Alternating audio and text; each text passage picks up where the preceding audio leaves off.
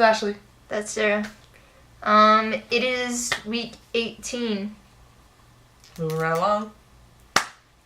It feels like we haven't filmed in forever because we haven't. We haven't. We've taken a couple of days and weeks and building stuff. So we have a lot to catch up with, and we'll see if we can get into the groove.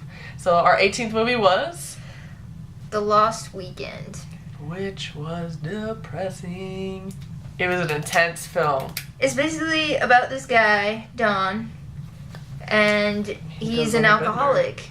He's an alcoholic, and he just went through, like, a treatment, it made it seem like in the beginning.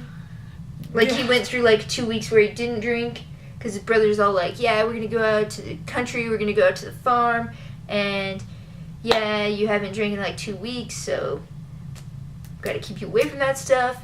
And then, yeah, then he figures out a way to get out of going to the farm, and he goes on a weekend bender of it. He's got his girlfriend and his brother, and then you can tell his brother's fed up with it, and his girlfriend's still fighting for him, and it's a weekend of alcoholism. It was just of addicts.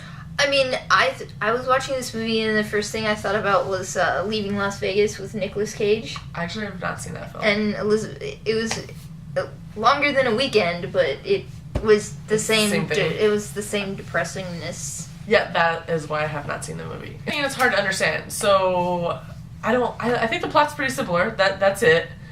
And it's this guy dealing with it. He gets thrown in a drunk tank.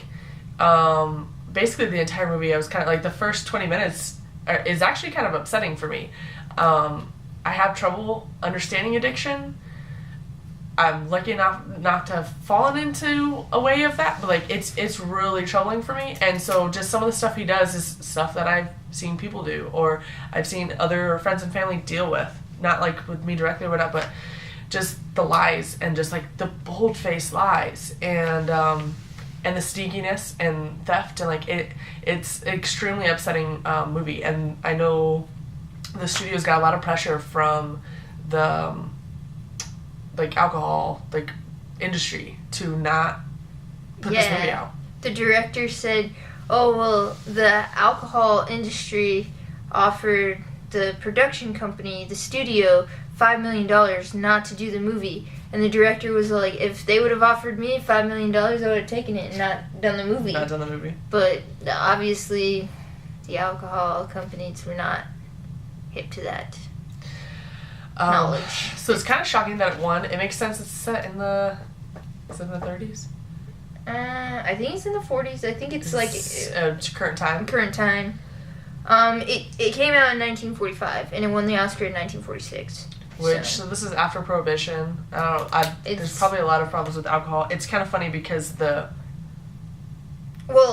scene in the hospital, when he's taken to the hospital and the nurse is talking to him, and there's this whole hallway full of guys that are alcoholics, and he's like, yeah, after Prohibition there's a lot of these guys now, because it started because it was hidden. It was taken away from everybody, and so they made their own, which was probably 10 times more strong and hardcore, and then you make it legal again, so they have to drink 5 times as much to get what the buzz that they used to get off moonshine.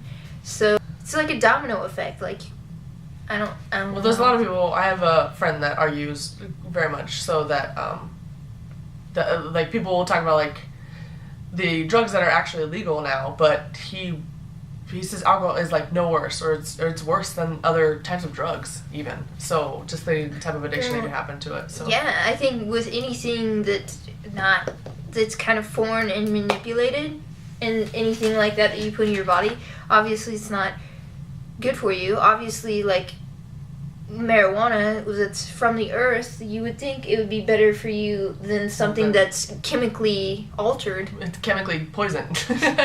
You're putting that into your body, and a lot of us drink a lot more alcohol than because it's legal. Yeah, I mean, people that don't smoke weed, that don't enjoy it, they never smoke weed, but they could drink every day if they wanted to. I mean, different everybody has their different choice of what they like to. It was a dreary film for sure. It was a very surprising film that this actually won Best Picture. It's fucking depressing. Yeah.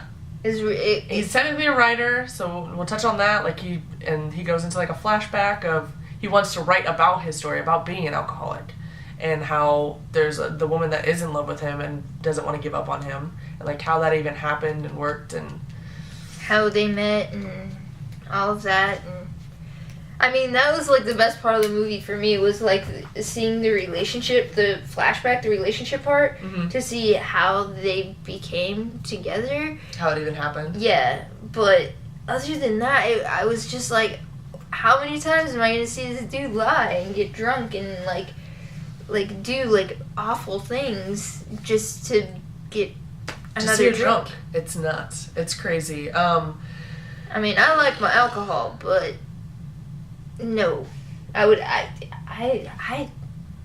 don't think I've ever been addicted to anything. Oh, love. I'm just kidding. I'm kidding. But that's a lot better than being. Well, obviously, but then stable people, they could totally be addicted to love. I don't. Stable person. No, being addicted too much of anything is not good. But obviously, then there's unstable too much of anything. Moderation is the key. People that are addicted to love could turn into stalkers. So obviously, she is right. Moderation. Everything in moderation. Everything in moderation. I made a lot of notes. But now it's like they're mostly, I mean, just kind of carried along. The intro is pretty intense. Yeah. The coolest thing I found was that he steals $10 in the movie, and they let you know that the equivalent of that is $132, which I thought was kind of nuts. Yeah. So he pretty much, goes on a bender with $130, which is probably pretty realistic in these days. Yeah, I think like with the liquor stores and the deals that you can get at liquor stores now, I mean, that's like, you could totally. That's like 4 handles. Yeah. I mean, it's like we're at Costco. That's how we ended up drinking. They had Captain, a handle of Captain, 4. The sign said 18, but if you bought 4, they were $10. We bought 4. I was like, hey, Brie, but you want some Captain for 4th of July? She was like, Captain sounds good. Bought 4 handles for $40. We did not drink all of that for the 4th. But I wasn't there, so I didn't partake in the 4 handles for $40. Anyways, so we were just talking about prize and money. But anyways, that's the only other things that I read up on this about was the director had read the novel that this movie is based off of. Always novels. But he messed up because the novel is called The Last Weekend, not The Lost Weekend. So then he figured that out like after the movie had already come out. He's like, oh shit. Oh, whoops. Sounds like he really didn't get much about this He's film. like, whoopsie. But so that, and then in the movie, he's got writer's block, and that's his big thing, is he's got writer's block, and that's why he's the writer's block.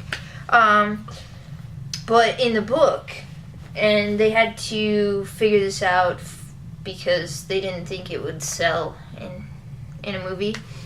In the book, he's actually not hung up on writer's block. It's actually a homosexual affair. In the book? Yeah. So he's having a gay affair? He's having a homosexual affair, and his girlfriend is there supporting him, and he's freaking out about a homosexual affair. What? I did not know that fact. Where did you get that? Because it wasn't IMDb. I did not read that on IMDb. Yeah, it was it? I did not catch that. You didn't scroll down far enough. I did not scroll down far enough. What would you rate this? Oh, jeez. This because it's like a crazy subject. This one was a little tricky. I am fighting between 2 and 3 O's. 2 or 3. And I'm going to go with 2. It's a different film. And I'm glad that it won, I guess. Because the subject was so intense. But it was heavy. It was heavy to watch. I don't think I would recommend it to anybody. I'll go with Elizabeth Shue, because everybody likes Elizabeth Shue a little bit. She's in fucking Karate Kid. Gotta love her a little bit. 80s. Mm-hmm. So But yeah, 2 Elizabeth shoes because it's depressing as F. Yeah, there's that one. I don't know. Yep.